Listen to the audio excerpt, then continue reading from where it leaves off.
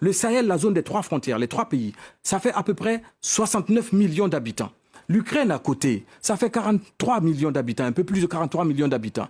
En l'espace de 7 ans, le Sahel avait besoin de 2,1 milliards d'euros pour juguler, réguler, stopper la montée en puissance des terroristes. Le Sahel ne l'a pas eu. En l'espace de 2 mois de conflit russe, le G7 et l'ensemble de l'Union européenne ont mobilisé près de 13 milliards d'euros pour l'aide humanitaire en Russie. Et encore, asseyez-vous, madame, je vais vous dire une chose.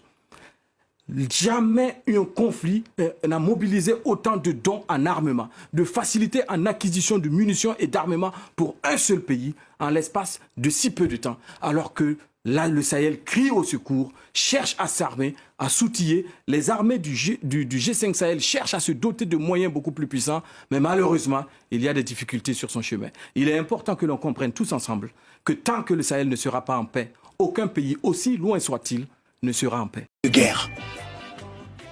Votre rôle, ça sert à quoi? Vous servez à éviter les guerres, mais c'est vous qui créez toutes les guerres. Après, vous nous embêtez en Afrique avec des djihadistes que vous avez armés. Mais ces djihadistes, ils ne sont pas africains. Ce sont vos djihadistes. Parce que notre insécurité profite à votre domination. C'est pas juste. Oui. Là, je m'adresse, comprenez-nous, à la France et aux États-Unis. Vous ne pouvez pas créer la terreur et puis traiter les gens de terroristes. C'est vous qui devez veiller à ce que cela ne se produise pas. Oui, c'est l'Afrique qui est victime de ça. La pauvreté de l'Afrique est une pauvreté voulue, calculée et préméditée. Parce que la pauvreté de l'Afrique, ça soulage beaucoup l'Occident. Et c'est criminel. C'est de l'esclavage. Voilà pourquoi j'aime écouter des jeunes frères comme Kémy Séba, comme Nathalie Yang, comme Ousmane Sanko. On peut ne pas être d'accord avec tout ce qu'ils disent, mais ce qu'ils disent est vrai. L'Afrique est devenue un continent d'esclaves. Nos enfants qui vont se noyer, pourquoi? Ils viennent se livrer en esclavage en Europe. C'est de l'esclavage. Et cela est valable pour tous les Noirs, qu'ils soient des Antilles ou des États-Unis. Il faut reconstruire l'homme africain en se disant ses vérités. Je crois que le problème du Mali est lié à une erreur géostratégique monumentale qui a été l'intervention occidentale en Libye, qui a été mal pensée, mal exécutée. L'objectif n'est pas défini. Et je pense qu'on parle récemment de l'Ukraine, mais avant l'Ukraine, il y a eu des erreurs stratégiques monumentales qui ont fait qu'on a renversé un régime qui a projeté des rebelles et des groupes terroristes dans le nord du Mali, qui a fait qu'aujourd'hui, le Mali a perdu les 2/3 de son territoire. Aujourd'hui, l'insécurité touche l'ensemble de la région. Et ce n'est pas les seules erreurs, il y en a eu beaucoup. L'Irak a été attaqué sur la base de prétextes fallacieux, nous le savons aujourd'hui. Et ce qui s'est passé en Syrie. Donc nous avons une répétition des crises qui se passent parce que nous avons une gouvernance mondiale qui a été dominée par des approches unilatérales qui nous ont amenés dans des problèmes que personne n'assume.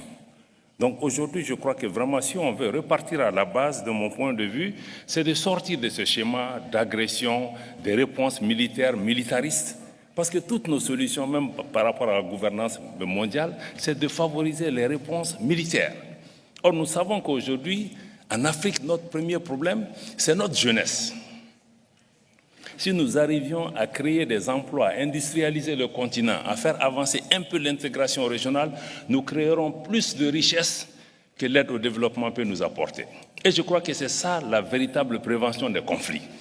Si nous occupons nos jeunes, nous n'aurons pas à faire face à ces groupes terroristes aujourd'hui, parce qu'ils n'auront pas de sources pour pouvoir recruter les uns et les autres. Donc je crois qu'il faut sortir de cette approche, il faut que nous puissions bâtir, et je crois que le président Boni en a parlé, il faut que nous revoyions tout notre logiciel par rapport vraiment à la façon dont nous traitons entre nous. C'est la faillite de la diplomatie mondiale parce qu'on ne dialogue plus, on ne se parle plus, on se rend compte que l'Occident même est devenu une minorité dans le monde. Il y a eu quand même des puissances démographiques et économiques importantes qui sont apparues, qui ne sont pas dans la gouvernance mondiale. Donc comment nous pouvons faire en sorte de pouvoir avoir une gouvernance mondiale qui soit plus inclusive, qui nous permette vraiment d'apporter une réponse Donc, sans vouloir être long, je crois que si on veut traiter avec l'Afrique dans cette gouvernance mondiale, il y a quelques éléments clés. Il faut qu'on sorte des politiques d'ingérence et des politiques de domination, qu'on laisse les Africains travailler ensemble, trouver des solutions. Parce que chaque fois que les autres sont venus mettre le pied dedans, le terrorisme qu'on a aujourd'hui, c'est un peu ça. On a notre responsabilité, mais ce sont des choses qu'on nous a amenées. Donc, pour moi, l'ingérence, on doit sortir. On doit pouvoir respecter les Africains, que les Africains ne soient pas des sujets, mais des acteurs pour pouvoir façonner des solutions ensemble. Et je crois que c'est des difficultés auxquelles aujourd'hui mon pays, le Mali, fait face. Et je suis certain, M. Sawaris en a parlé tout à l'heure, il y a beaucoup de potentialités. Mais tant qu'on ne change pas notre logiciel de travail avec le continent, quand on pense qu'on peut venir avec des pressions, des interventions militaires, changer la donne du continent, je pense qu'on passe complètement à côté. Laissons les Africains travailler. Nous avons aussi notre responsabilité. Nous avons failli par rapport à l'intégration du continent. 60 ans après les indépendances, je peux dire que le bilan est décevant. Le bilan est décevant. On ne parle même plus d'intégration régionale, on parle de coopération régionale. Je crois que ça, ce n'est pas la faute des autres, c'est la faute des Africains. Donc, Jean-Paul, je ne veux pas aller plus loin. Je pense que les autres ont leurs responsabilités, mais les Africains aussi, nous avons failli, nous devons le reconnaître. Le premier, c'était l'opposition ferme au recours à Barkhane, suite à une demande des Nations Unies et de la France, pour que Barkhane apporte un soutien aérien français à la MINUSMA pour exécuter son mandat. Nous avons dit non. Et les membres du Conseil ont suivi notre opposition et finalement, cette question a été enlevée de la table. Donc pour nous, le pays Mali n'est pas opposé à la question des droits de l'homme, mais nous trouvions que la demande spécifique de dire qu'il faut que la MINUSMA fasse des enquêtes indépendantes, nous nous sommes opposés parce que nous trouvons qu'il s'agit de prérogatives régaliennes de l'État malien, et qui doit faire des enquêtes nécessaires, qui doit protéger et promouvoir les droits de l'homme sur son territoire, et que la mission des Nations Unies ne peut être là que pour accompagner. Je crois que ça, c'est le deuxième point. Et naturellement, le troisième point, c'était par rapport à la référence au G5 Sahel.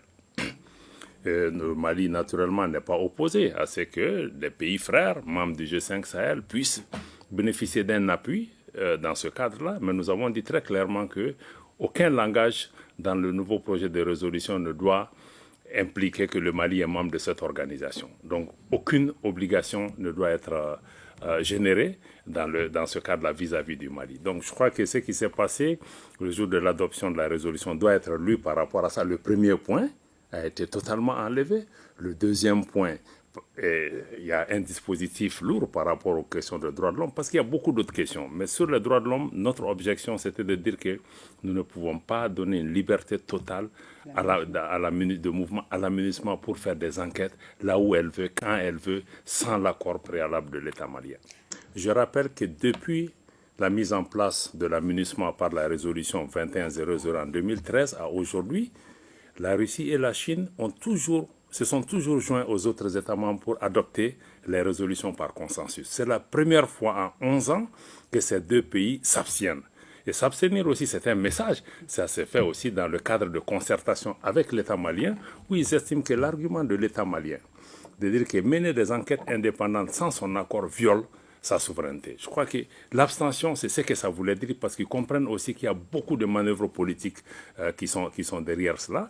Et même un pays africain comme le Gabon, quand même si il a voté pour la résolution, le Gabon a fait une déclaration extrêmement forte pour dire que cette résolution viole la souveraineté de notre pays. Donc pour nous, ces deux abstentions constituent une victoire diplomatique pour notre pays, qui n'est pas, encore une fois, je le rappelle, membre du Conseil de sécurité des Nations Unies.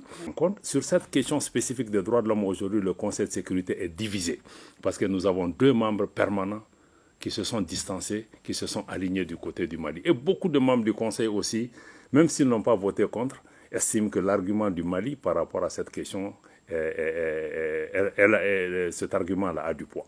Le Mali n'appliquera pas cette disposition et que si la MINUSMA doit faire quoi que ce soit en matière d'enquête sur les droits de l'homme, elle doit s'en référer aux autorités compétentes maliennes. Et c'est dans ce sens que nous allons continuer à travailler avec la mission, mais sur ce point particulier, la souveraineté et les prérogatives régaliennes de l'État malien doivent être respectées et nous n'accepterons pas qu'il y ait des malices derrière les droits de l'homme pour pouvoir atteindre d'autres objectifs et déstabiliser l'État malien.